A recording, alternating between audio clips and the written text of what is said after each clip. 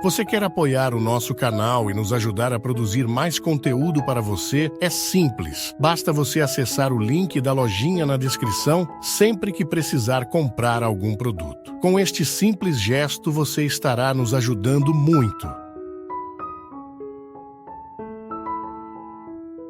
Nos becos, nos lugares onde a gente não vê, há sempre alguém querendo uma esperança para sobreviver. A vida é ameaçada em muitos lugares.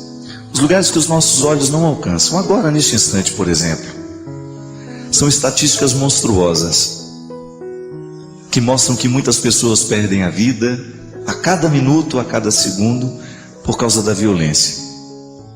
Nós estamos assistindo, todos com certeza assustados, as últimas notícias a respeito dos 2 garotos que foram violentamente assassinados, esquartejados pelo próprio pai e a madrasta. Antes de vir para cá, eu ouvia da minha funcionária uma história de que um dos garotos, porque eles estavam no abrigo, quando foram mandados de volta para casa, um deles pediu socorro. Pediu que não gostaria de voltar para casa porque lá eles eram muito judiados. E a juíza fez cumprir a lei. A lei é clara. Se tem pai, se tem mãe, se tem lugar para ficar, não pode ficar no abrigo. Ainda que essa lei seja cega, ainda que essa lei não seja capaz de descobrir a qualidade do pai que espera em casa. Porque você vai concordar comigo. Não basta ter pai esperando em casa.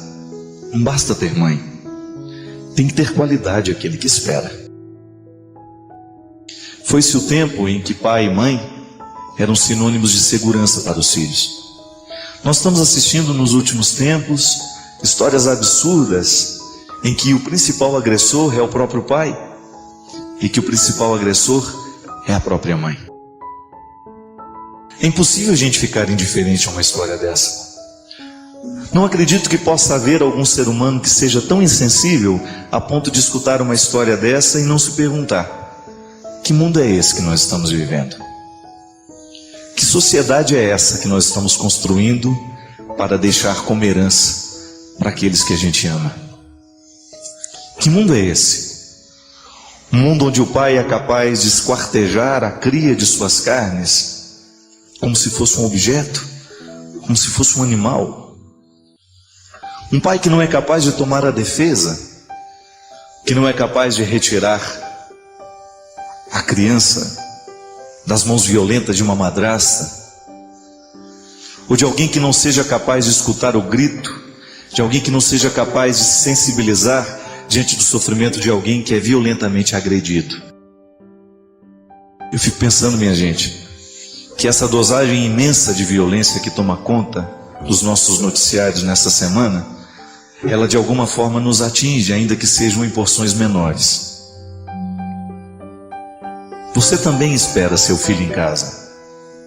E eu não sei o que você significa na vida do seu filho. Eu não sei o que você significa na vida dos seus. Eu não sei qual é o papel que você representa na vida daquele que você trouxe ao mundo. Um alerta fica para todos nós. Um alerta fica para cada pessoa de bem que não fica indiferente à morte dessas 2 crianças. Que nós precisamos fazer alguma coisa, que nós precisamos nos mobilizar para que esse mundo se transforme, para que esse mundo fique melhor, para que esse mundo não continue sendo palco de tantas atrocidades. Essa vida, ela precisa ser cuidada nas pequenas coisas. Essa vida que está aqui agora, como um dom que nós recebemos. Nós precisamos escolher melhor o que a gente traz para ela.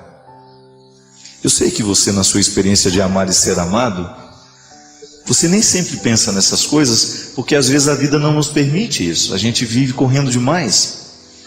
Mas seria bom que se você parasse e olhasse hoje os seus filhos, aquele que você trouxe ao mundo, e que você pensasse a sua qualidade de pai, a sua qualidade de mãe, a sua qualidade de ser humano.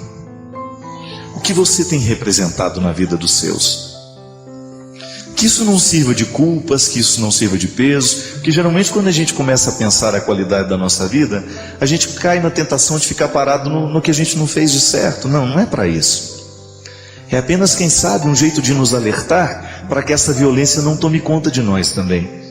Porque às vezes a gente não é capaz de gestos grosseiros e grandes como esse. Pode ser que a gente não seja capaz de esquartejar um filho, mas pode ser que pequenas violências também sejam cometidas dentro de nós, dentro da nossa casa. Um jeito estranho de amar, um jeito estranho de ter as pessoas do nosso lado, e que, quem sabe, diante da tragédia dessas duas crianças, isso poderia mudar um pouco o nosso jeito de olhar para as coisas. Pudesse, quem sabe, modificar o jeito como nós olhamos para as pessoas que nós amamos. O jeito como nós olhamos para os filhos que nós colocamos no mundo. O jeito como nós olhamos para a nossa casa, para a nossa família, para tudo aquilo que a gente é, para tudo aquilo que a gente ama. Existem algumas canções que conseguem quase que abarcar boa parte do grande significado do cristianismo. A boa nova é a gente poder anunciar a uma pessoa uma notícia que vai fazer bem aos ouvidos. Você sabe muito bem o efeito que uma notícia ruim tem sobre nós. Quando você escuta uma tragédia, por exemplo, você ouviu a notícia de que alguém foi baleado, como ouvimos nessa semana, que uma criança perdeu a vida porque foi baleada lá numa favela do Rio de Janeiro. Quando uma notícia ruim entra dentro de nós, parece que ela tem o poder de paralisar-nos por uns instantes, algumas pessoas, dependendo do grau de envolvimento, por alguns dias. Aquele impacto que a notícia ruim tem sobre nós provoca um processo de desesperança. Aliás, grandes desesperanças nascem de tragédias miúdas que a gente vai alimentando aos poucos. Eu mesmo já pude acompanhar muitas pessoas que viviam processos depressivos justamente porque colocavam muita atenção nas notícias ruins de todos os dias. É como se aquela notícia ruim conseguisse atingir algum lugar da nossa alma, aquele lugar ali mais íntimo que é capaz de provocar as nossas esperanças, as nossas alegrias. Notícias ruins têm o poder de nos paralisar para coisas boas. A boa notícia que nós temos é que Deus não se cansa de nós. A boa notícia é que Deus não se cansa de nos oferecer estradas para que a gente continue andando. Eu sei que em muitos momentos da sua vida, você corre o risco de pensar que naquela curva a sua estrada terminou. São os momentos das dores, dos sofrimentos, em que a gente não sabe fazer a travessia. Eu acredito, minha gente, que existem alguns momentos da nossa vida que eles são de fundamental importância para que a gente tenha condições de ultrapassar, para a gente chegar ao outro lugar. Assim como uma ponte se presta a ligar dois lugares. Uma ponte, ela é sempre um mecanismo, um lugar que nos favorece chegar a outro. Ela não é definitiva na nossa vida. Você passa por elas à medida em que você precisa continuar a sua caminhada e de repente você tem ali um obstáculo diante de você. O sofrimento se presta na vida humana da mesma forma, do mesmo jeito que uma ponte se presta a nos fazer chegar do outro lado. E o grande desafio é a gente não enxergar na ponte a realidade definitiva. Pode ser que se a gente olhe apenas para a ponte, a gente não vai conseguir enxergar o outro lado. E sofrimentos costumam ser lugares de travessia. Através deles, nós conseguimos alcançar coisas mais nobres, lugares mais nobres, que até então as alegrias não haviam nos proporcionado. Pessoas interessantes são pessoas que sabem fazer as travessias o tempo todo. E aliás, os sofrimentos eles deixam de ser benéficos na vida humana no momento em que nós olhamos para ele como determinantes, definitivos. Não, eles são apenas passageiros. Você sabe muito bem disso. Durante um tempo da sua vida você precisou se preparar arduamente para você poder entrar na faculdade. E aquele período de sofrimento hoje, ele vale a pena e ele é visto de uma forma muito redentora. Hoje você conseguiu fazer a sua faculdade, ter a sua profissão. Hoje você vive outras pontes. Hoje você vive outras travessias. As dificuldades nossas de cada dia, que também se prestam a ser pontes para nos ajudar a chegar no lugar que Deus preparou para nós. Muitas vezes nós ficamos desanimados, parados no nosso processo, porque a gente só olha o que está acontecendo. Mas não. É sempre bom que a gente perceba que Deus está nos convidando a ir além. E essa é a boa notícia. Deus ainda continua acreditando em nós. Deus ainda não se cansou de nós. Nosso desejo hoje é de alcançar o seu coração, de fazer bem a ele, através de uma palavra que possa ajudar a pensar, ajudar a viver, a sentir. O bonito da religião é a gente descobrir que o discurso não pode só nos entorpecer, mas também não pode retirar as nossas esperanças. Ele tem que ser essa mistura bonita de terra e de céu, para a gente ter sentido, para a gente continuar sabendo que o discurso diz respeito a nós. Eu não sou só terra, também não sou só céu, sou a mistura dos dois. O discurso da misericórdia passa o tempo todo por este caminho. Nos ensina, nos fortalece, sabendo que nós somos alguém que tem um outro alguém esperando. Tão interessante nós descobrimos na segurança dos afetos, a herança espiritual. Essa que você deixa aos seus filhos no momento que você os ama. Nós celebramos agora no último dia 30 as bodas de prata de um casal de grandes amigos, que é o Marco e a Valdete, lá em Cianorte.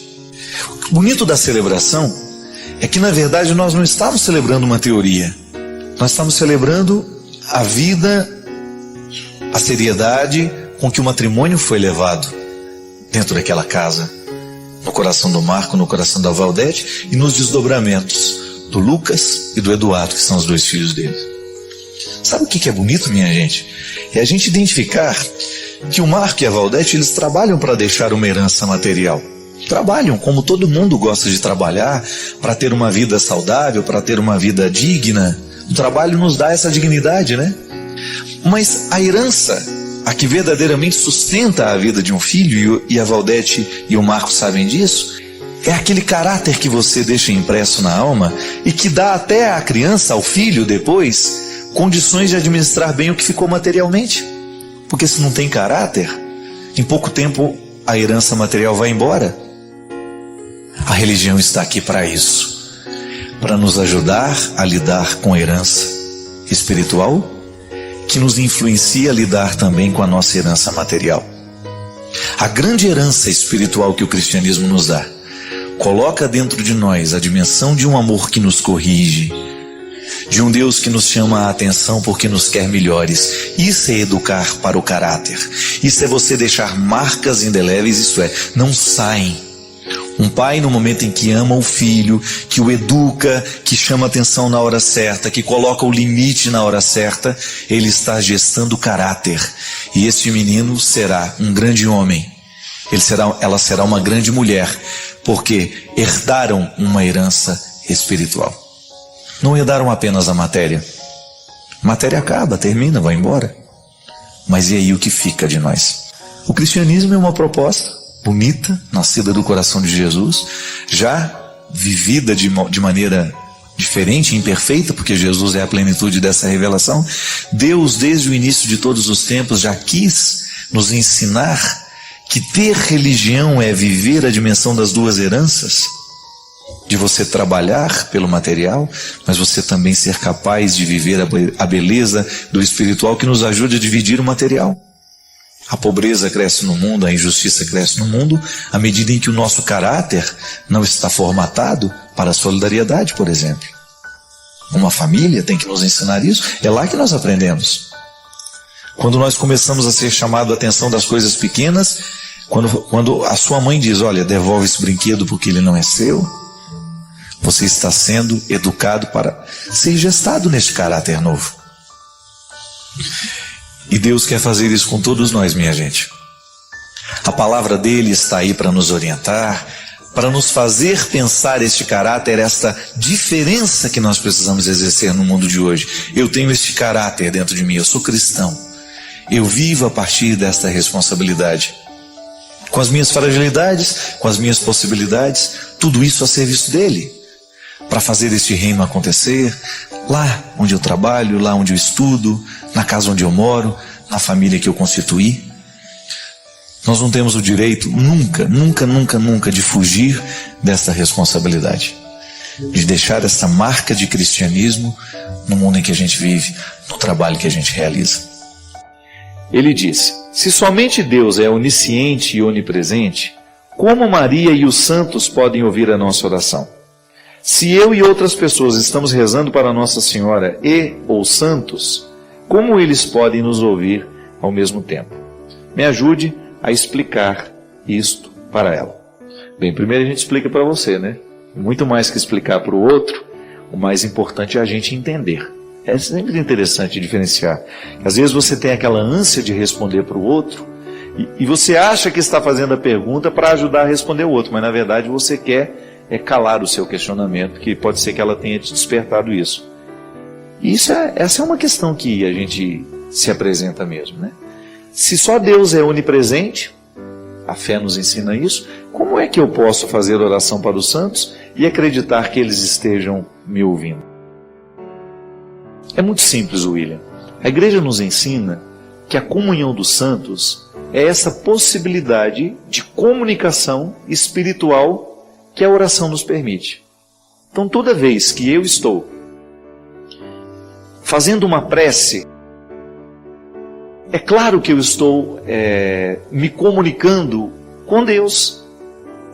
Só que no meu motivo, naquela minha prece, eu coloco alguém que de alguma maneira me influenciou, alguém que de alguma maneira eu admiro. É uma maneira carinhosa de incluir na oração alguém que humanamente tenha representado um significado muito especial para nós. A comunhão dos santos, ela nos permite rezar, sempre tendo consciência que a prece chega a Deus. No caso da devoção mariana, já disse aqui várias vezes, nós não podemos interpretar de maneira errada o que a igreja nos propõe quando nos coloca Maria como a santidade de Maria só tem sentido por causa da santidade de Jesus. Ela só é santa porque o ventre dela é santo. Então, há uma conexão cristológica. Toda a oração que nós fazemos, mesmo que passe por um santo da nossa admiração. Então eu tenho uma admiração por São Francisco. Eu gosto de rezar: Senhor, fazei-me instrumento de vossa paz. Onde houver ódio, que eu leve o amor. Onde houver ofensa. Está vendo? Que tudo isso está diretamente ligado à palavra de Jesus. Não tem nada que foi só Francisco que disse. Está diretamente ligada a oração que eu faço, inspirada em Francisco, está diretamente ligada aos motivos do Cristo. O santo só é santo porque seguiu radicalmente Jesus e elevou uma de suas virtudes à perfeição. Quando eu rezo para Nossa Senhora, por exemplo, tem gente que tem facilidade de fazer a oração mariana, tem gente que não. Isso não nos modifica, porque o nosso amor e o nosso respeito a ela continua. Isso é o mais importante. A igreja nos motiva a rezar o terço? Motiva. Tem gente que tem facilidade com a oração do terço, tem outras pessoas que não. Nós somos diferentes. E é natural que a gente tenha mais facilidade com uma coisa, mais dificuldade com outra. O terço, se você for pegar, e se você for analisar a Ave Maria, que é uma oração bíblica, a primeira parte dela ela é toda bíblica, é o anúncio do anjo, e depois na segunda parte: Santa Maria, Mãe de Deus, rogai por nós pecadores, agora e na hora de nossa morte. Amém. O que isso fere o nosso amor a Deus? O que isso fere a convicção, a compreensão de que Deus é onisciente e que Maria não tem o mesmo poder? Tudo bem, não é nenhum problema você dizer Maria não é deusa, né? E erra aquele que trata Maria como deusa. Maria é a legítima participação humana no mistério da encarnação. Agraciada por Deus, colocada neste mundo de maneira muito especial e respeitada e venerada pela igreja como mãe da igreja, como aquela que educou Jesus, como aquela que participou diretamente do mistério da salvação que Jesus nos realiza. Então, o meu respeito a Maria, eu rezo a ela, pedindo que ela me proteja. Mas veja bem, essa proteção que eu estou pedindo para ela, quem é que pode me conceder? O Pai. Ela é a intercessora.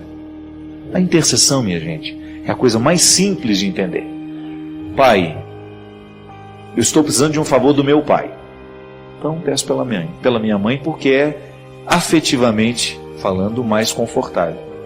Quem disse que a nossa relação com Deus também não passa pelos nossos significados humanos? Em muitas pessoas você encontra uma dificuldade muito grande dela relacionar-se diretamente com Deus Pai. Tem mais facilidade em relacionar-se com Jesus. Tem mais facilidade de relacionar-se com Maria. Tem uma devoção mariana equilibrada, bonita. Tem Maria como um exemplo de fé, como um exemplo de santidade, que eu quero viver. Então não conflitue isso, viu? Você não tem que convencer o outro, você só precisa estar convencido. Eu sempre digo isso. Aliás, e fico muito feliz por ter tido essa oportunidade de mostrar esse respeito e de ser recebido com esse respeito. Essa semana, eu estando em Campos do Jordão, aí um grupo começou a tirar foto comigo, ele se aproximou, me tratou com muito respeito. E era um grupo de evangélicos e os dois pastores com eles. Os pastores vindo, me cumprimentando. E aí o pastor, que inclusive faz parte da Sociedade Bíblica no Brasil, faz parte da equipe que cuida da Sociedade Bíblica, ele me disse: Padre Fábio, eu aprendi a respeitá-lo por causa da minha esposa. Minha esposa assistiu o senhor uma vez, gostou do programa e depois me convidou a assistir também. E eu fiquei muito honrado, porque né, se fosse um grupo de católicos, é natural que o católico queira estar comigo ou me ouvir.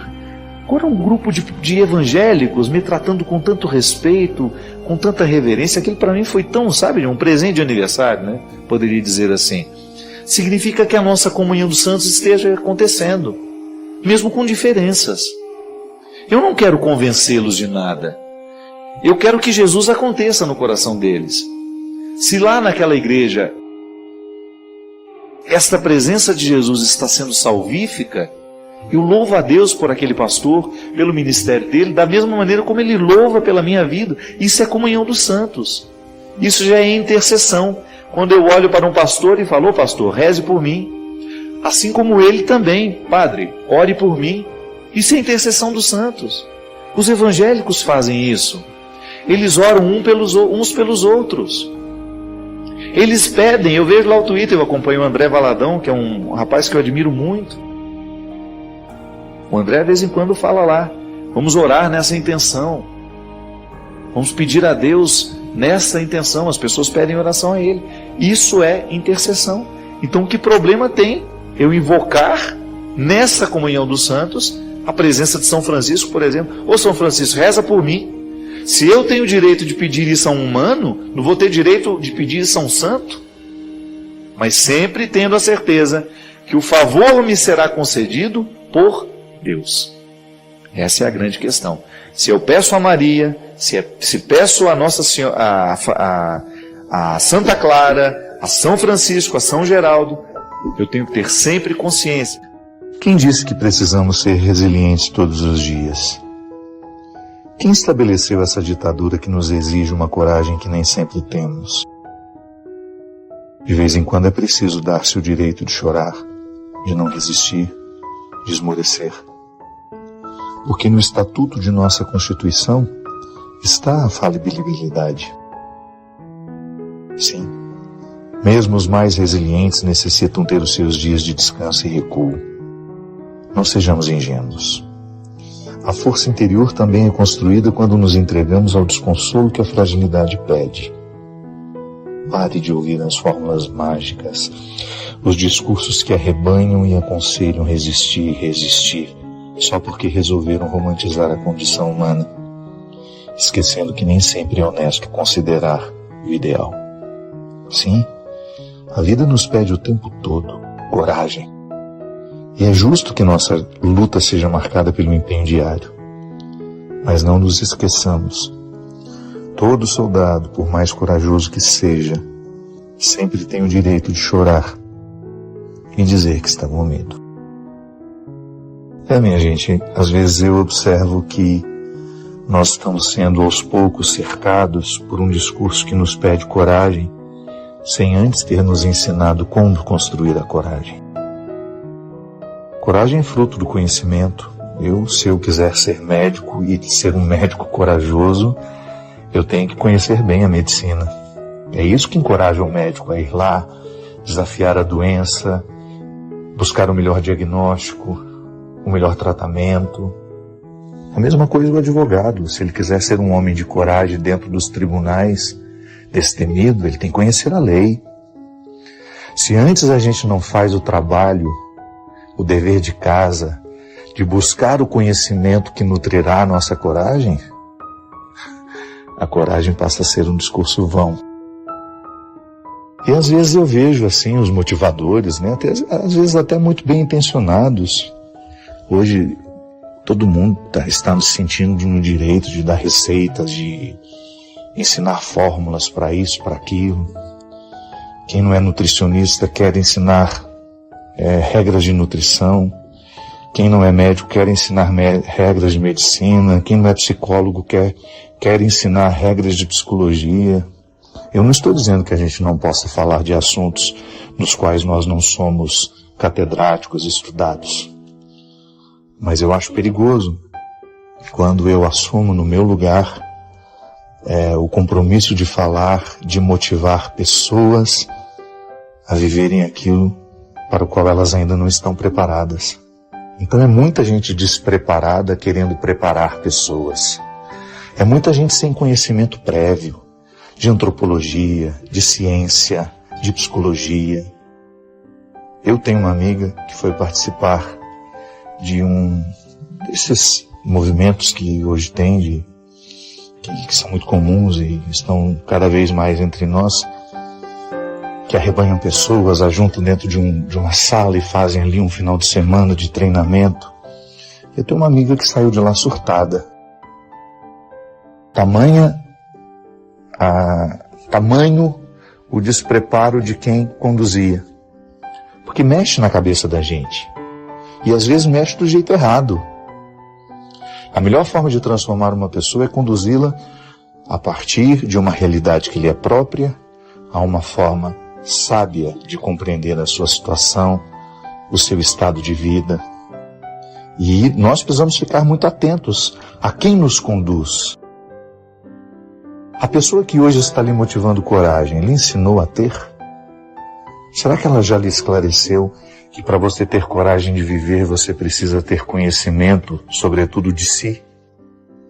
E que antes de nós ficarmos gritando para que os outros tenham coragem, para que os outros desafiem isso e desafiem aquilo, é preciso antes uma viagem dentro de si, uma experiência de autoconhecimento que vai fazendo com que cada vez mais eu seja proprietário de mim, do que eu posso, do que eu não posso, do que sei, do que não sei, do que devo, do que não devo.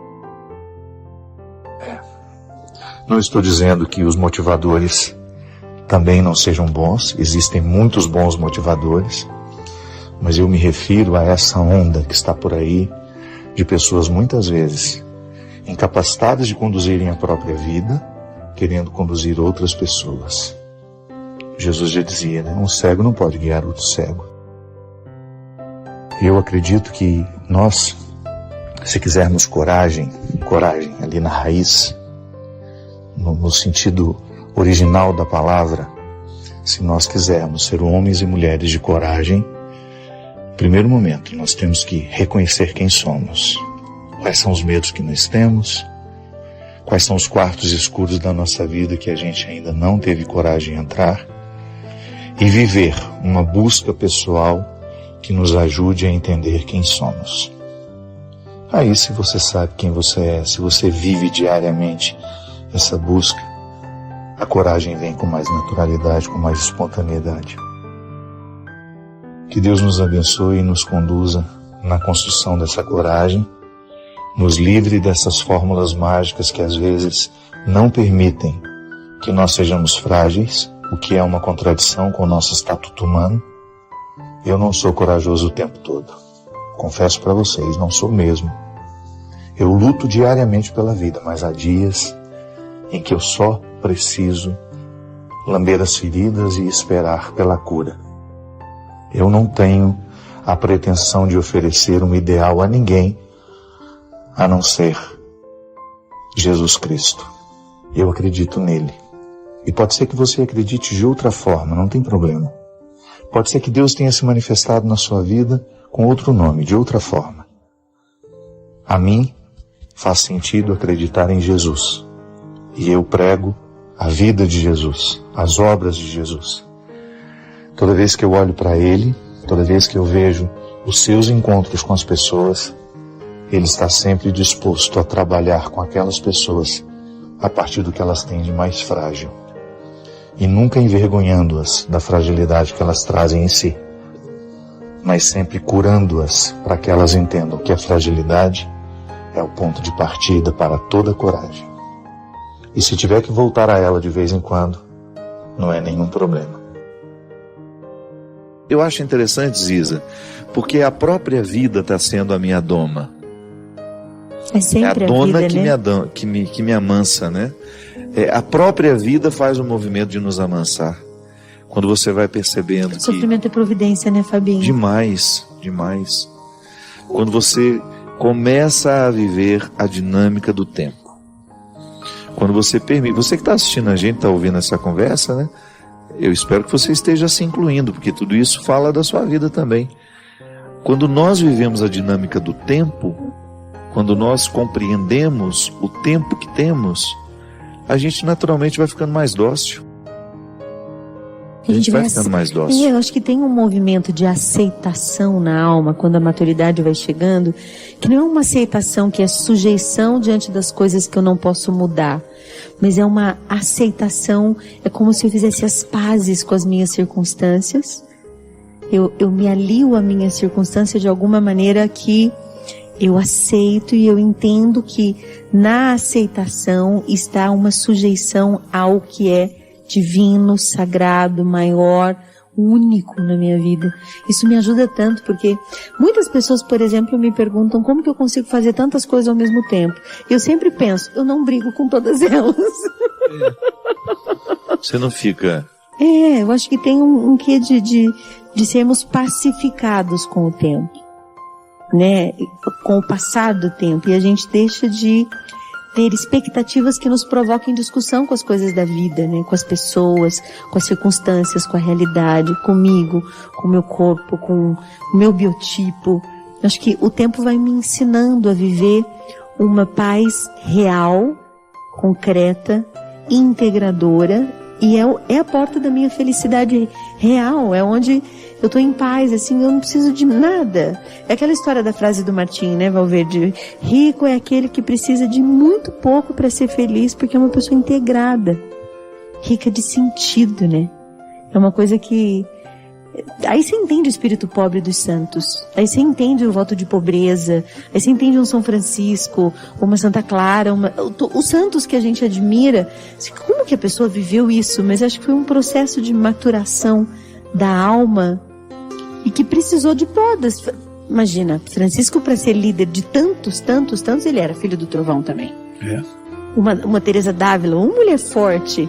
E o bonito que Francisco compreendeu a pobreza com uma leveza que não é comum a gente encontrar, né? Eu já vivi o voto da pobreza e já convivi com pessoas que tinham o voto de pobreza e que eram extremamente amargas, pesadas, por serem e nada pobres. Não, justamente, porque não tem nada no seu nome. A pobreza é uma relação, não tem uma conta bancária, não tem, mas tem um amargor na alma que a empobrece da pior forma. A pobreza material é só uma consequência, né? Porque se eu vivo a pobreza material, eu tenho que naturalmente buscar a riqueza do espírito, que é a riqueza da convivência, o tornar-me uma pessoa leve e agradável. Esse é o sentido. E você não tem muita coisa materialmente, mas você tem um conjunto de riqueza espiritual interior que supre tudo isso, inclusive lhe fazendo ser muito querido por aqueles que têm oportunidades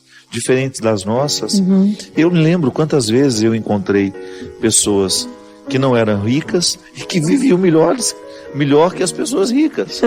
Tamanho o conjunto de oportunidades, porque elas eram leves, elas eram agradáveis e todo mundo queria ter por perto. Sim. Tá, não tem dinheiro, mas ela é tão agradável, vamos levá-la com a gente paga para ela. Quantas vezes na minha vida eu vi isso? Por causa de uma leveza interior, sem nenhum rancor com a pobreza, aquela pessoa parecia ser muito rica.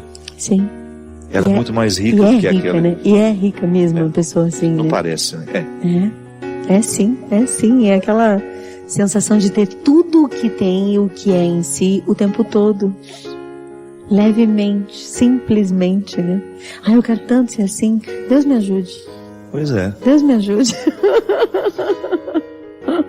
Só continuar pedindo que ele seja o guardião, né? E a gente ficar atento àquilo que ele guarda. Né? Porque eu, quando estou atento ao que Deus está guardando, eu me torno um parceiro dele nessa guarda. Eu gosto muito daquela expressão que você usa, acho que é de Santa Teresa, né? De baixar a porta do castelo. Sim. E de levantar a porta do castelo. Isso é ser guardião de si. É você ter a exata percepção daquilo que precisa ser continuado, daquilo que precisa ser aberto, mas daquilo que também precisa ser terminado e fechado. Fechado, protegido, esperado, silenciado. A gente tem direito, né? Porque às vezes a gente é educado na igreja de que o cristão ele tem que dizer sim e amém para tudo, né? Um cristão forte mesmo, ele diz não. Você lembra que no auge do meu sofrimento, dessa crise que eu tenho enfrentado, você me ligou oferecendo ajuda e eu honestamente disse: Isa, eu estou num momento em que ainda estou com a porta levantada. Estou solidificando. Não estou para receber visita ainda. Isso é bom. É bom você ter a consciência do que você é capaz. E você não se violentar. E também não ser obrigado a dizer sim, ser livre para dizer não, né? Não, dizer não significa que eu não amo. Justamente. Né? Ter esse espírito livre, amado. Lamber as feridas, né? Eu acho bonitinho, eu tenho lá as minhas crianças e eu fico vendo como elas se lambem para curar. É um processo de cuidado um com o outro. Processo. E no momento, a metáfora do lamber as feridas, ela é muito sugestiva, porque é como se eu estivesse retirando todo o processo infeccioso. Dando-se tempo. Dando tempo. Cuidado. Purgando literalmente aquilo que está excessivo em mim, aquilo que está me inflamando, aquilo que está trovejando dentro de mim e que tantas vezes me torna uma pessoa insuportável aos outros. Porque uma das preocupações que eu tenho em de viver com muita responsabilidade a minha conversão é que eu não quero ser insuportável aos outros. Eu acho tão ruim quando me deparo com uma pessoa insuportável, com uma pessoa difícil, que a primeira coisa que me ocorre é: gente, eu não quero ser assim. Já é um bom começo, meu pai. Já é um bom começo, não é? Já é um bom começo.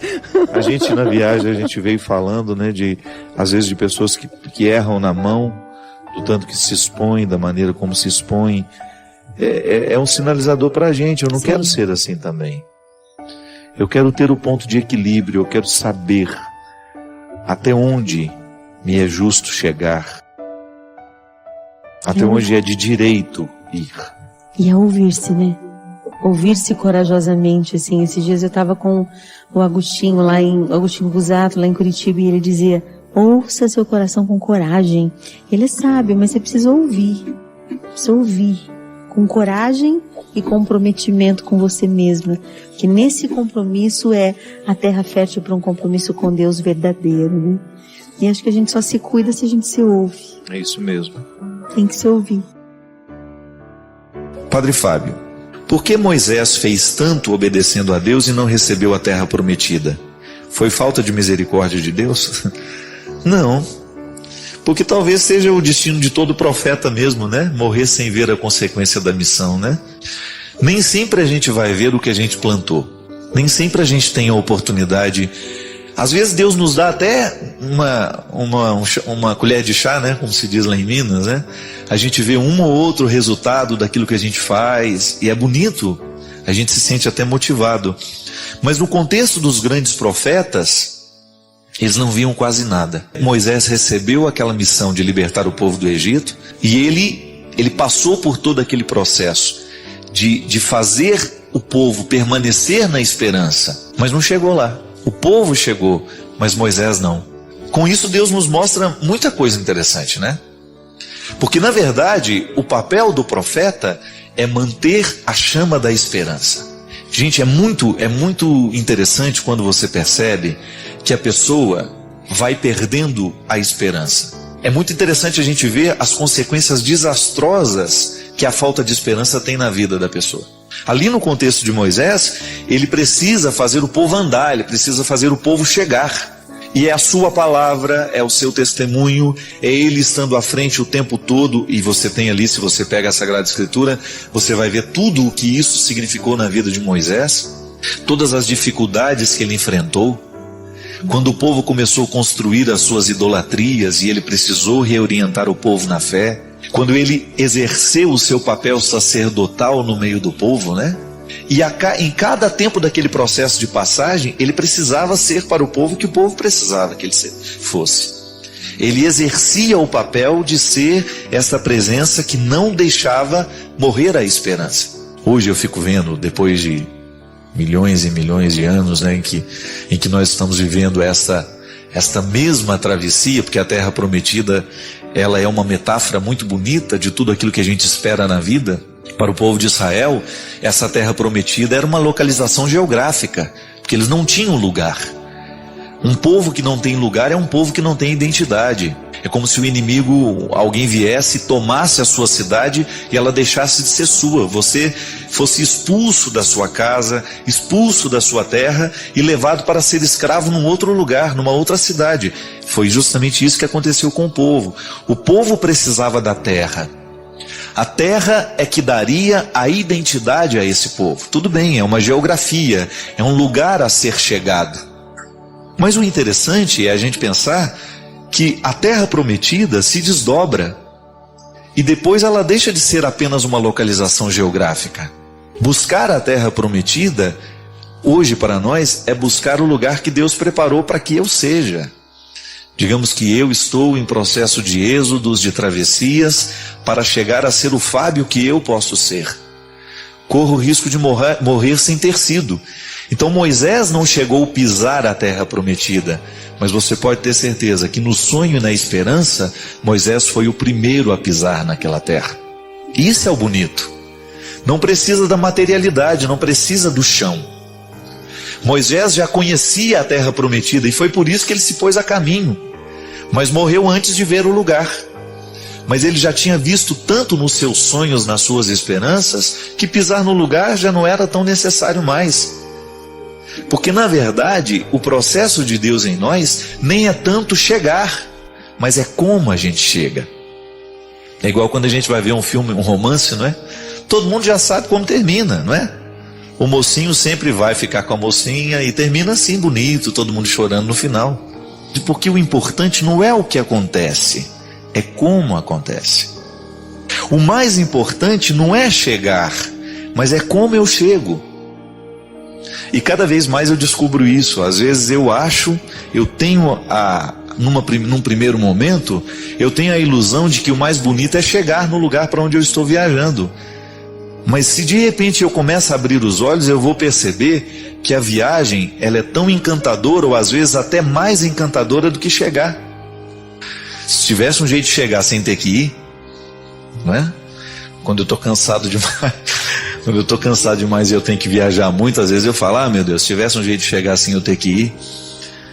Mas muitas vezes o ter que ir é melhor do que eu chegar. E na promessa da Terra Prometida, o bonito de tudo não é chegar até a Terra Prometida, mas é o que Deus vai fazendo dentro do nosso coração à medida em que a gente sonha com a Terra Prometida. O desejo sobrevive da ausência, porque na hora que você tem aquilo que você desejou, cessou, não é assim? É igual a roupa que é bonita na vitrine. Mas na hora que você veste, ela não é tão bonita assim como estava na vitrine, porque já é sua. E é engraçado porque a experiência de Deus na nossa vida, ela funciona assim. Eu me lembro que uma vez eu escrevi um texto contando de um carrinho que eu tinha vontade de ter. O Pegasus, né? Um carrinho lindo que ficava na vitrine, e que eu sempre tinha vontade de ter aquele carrinho para mim, só que eu era pobre. E o Pegasus era um carrinho caro demais para um filho de pedreiro. Então eu ficava na vitrine sonhando, imaginando como seria o ronco daquele carro. Ele era de controle remoto, como seria brincar com aquele carro. E eu nunca tive. Mas o que eu compreendo desse desejo de criança? Eu ficava na vitrine e era justamente por não conseguir ter aquele carrinho que eu o achava tão encantador. E aí no texto que eu escrevi lá do meu primeiro livro, Tempos, Saudades e Esquecimentos, aí eu dizia que olhar um carrinho na vitrine para uma criança é como uma experiência religiosa. Porque eu olho o carrinho e eu não tenho possibilidade de tê-lo. E Deus, nós o amamos assim, sem poder possuí-lo. O dia que a gente tiver a pretensão de possuir a Deus, Ele deixa de exercer o seu poder sobre nós. Porque o seu fascínio consiste justamente em nunca se deixar aprisionar por nós. Deus é imanência, mas Ele é também transcendência. Eu olho para Ele e o admiro, como São Paulo diz. A gente vê agora como que em partes, mas a gente só vai ver essa totalidade na eternidade. E a esperança da terra prometida está totalmente, tudo isso que nós estamos falando, está diretamente ligado à terra prometida, de nós nos colocamos a caminho para chegar a um lugar que a gente não chega nunca. Por quê? Este lugar não é para ser chegado, este lugar é para motivar a vida. E ele muda de figura. Essa terra prometida vai ganhando novas faces. Ninguém fica procurando a mesma terra prometida a vida inteira. O sonho de Deus na nossa vida, Ele modifica, Ele vai ganhando novas faces. E é bonito que seja assim, porque é por isso que a gente não para.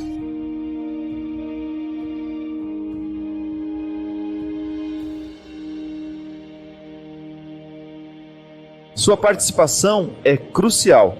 Compartilhe suas ideias nos comentários.